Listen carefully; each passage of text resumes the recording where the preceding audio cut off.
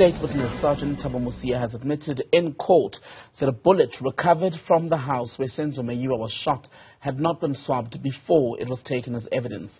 Mosia is back today in the stand and is being cross-examined, in fact re-examined by the state in the last few moments. Earlier he was cross-examined by Advocate Zandile Mshololo for the defense. She's representing accused number 5. The trial is being heard in the High Court in Pretoria.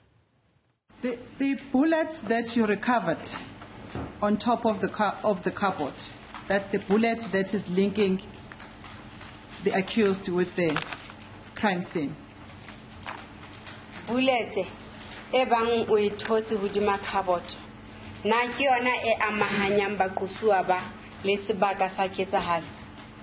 Check ke na ho araba eo hobane itla ka arajo ke di analyst batho ba ne ba I'm not in a position to can answer that question. I think the analysts can be the proper people to respond to that question. And you know the answer, just that you're running away. Okay. Did you seal that bullet?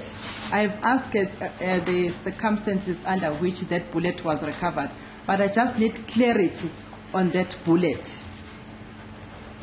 that was recovered from the crime scene. Was there any swab that was done from that bullet before it was sealed? Was it sealed by yourself or by someone else? Jale bullet eo e ileng ya fumaneha sebakeng sa ketsahalo haholo e re buang ka yona e fumanehileng hodima counter kapa cupboard na le ile la etsa di swab ho yona pele le ka e sila kapa che ha re sebetse ka tsela eo. No, that's not how we work. So the answer is no swab that was taken from that bullet.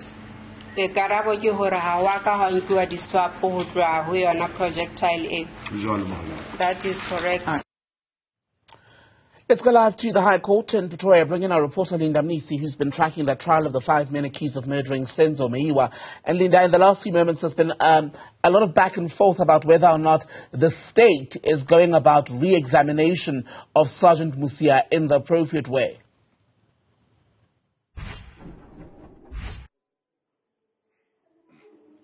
Indeed, Tembekile, that was one of the major discussion points here around how exactly the state is conducting its re-examination, because you'll remember that throughout, or even the first part of the re-examination, what it was focusing on is really, trying to put the pictures to the story and Sergeant Mosia's previous testimony. And the lawyer for accused number 1 to 4 really had a problem with that, saying that the issues, they already have, the record and how he's going about it is really, tantamount to wasting time. But that issue was quickly resolved with the issue with, Judge Maumela ruling that he continue, given the fact that he's saying that he's highlighting high watermarks, in the sense of how he's conducting his re-examination. So it was allowed to continue, and most of it was a re-examination around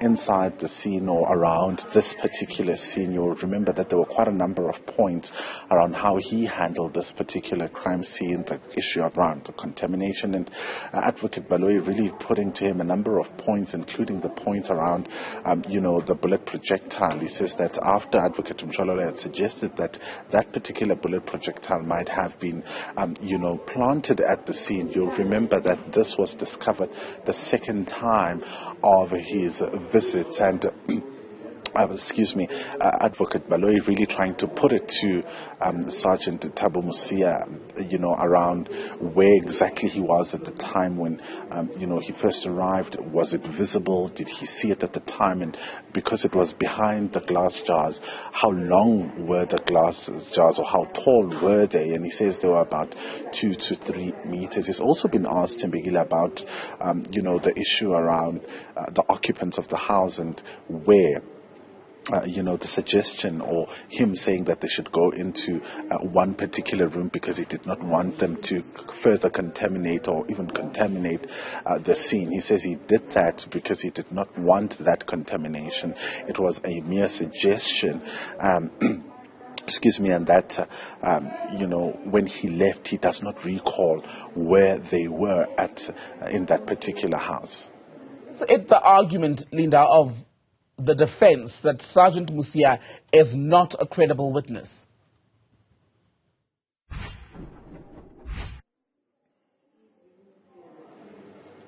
Well, that's the argument that's made by the lawyer for accused number 124, saying that he's been evasive, as well as he's been evasive throughout his testimony, and that he should be charged for perjury. But of course, we saw the state objecting to that, and he quickly withdrew that, but sustaining the fact that he's seen, or what he makes of Sergeant Thabo Mosia's testimony throughout, his evidence that has been led in this court and throughout the cross-examination, is that he has been evasive and not necessarily answering the questions